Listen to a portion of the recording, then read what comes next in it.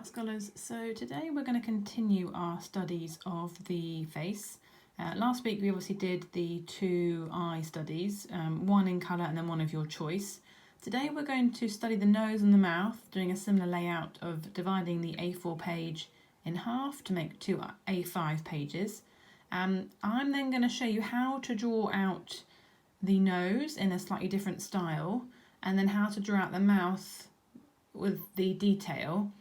But then I'm going to leave you to complete the mouth in a style of your choice, whether it be colour or pencil or with mark making.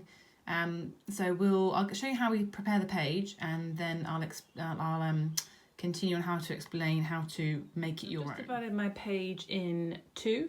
I'm going to use this page here. I'm going to use it portrait to do my nose, because that is the best shape to fit the nose, because the nose is longer and slimmer than it being wide.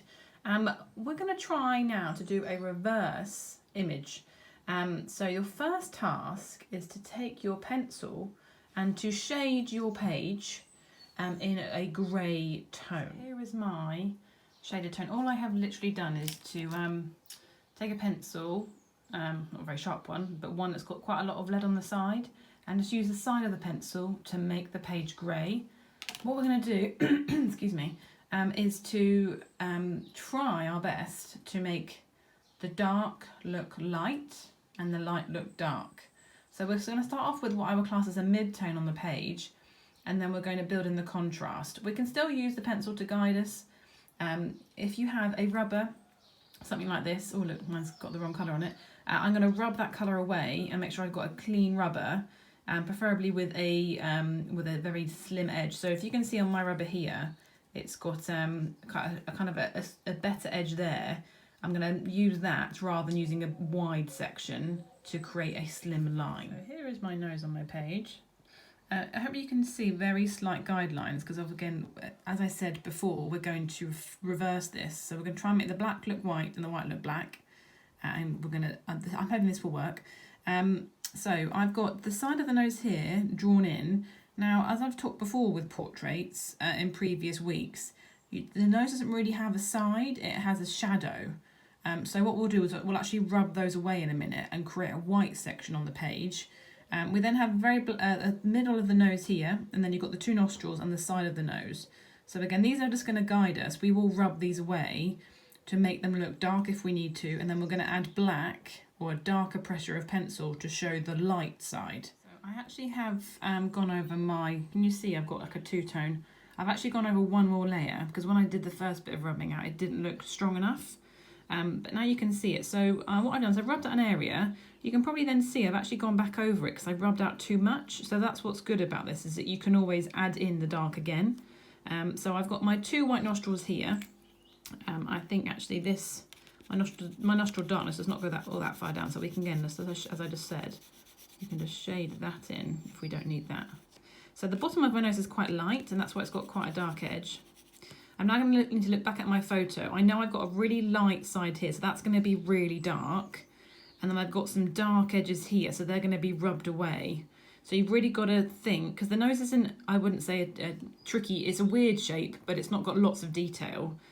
This is to really make you think backwards, basically, and try and make what would be like a negative in a photo, basically. So here we go. I quite like this. I feel like it looks a bit like a Greek sculpture, if that makes sense. So obviously the white and dark are reversed. So what I had down here is I had a very white nose section here, so I made that nice and dark.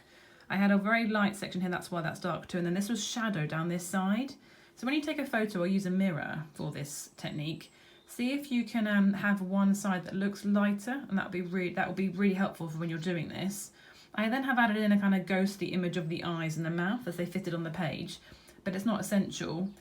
When you're using a rubber, really try and use a fine edge or even a straight edge to your rubber to get those details. And as I said, if you need to add in any shading to cover up if it's too dark, then do that. But I hope you enjoy that technique. I think I did. I don't think I've done that before. So that's a reverse or negative image is what we've done today.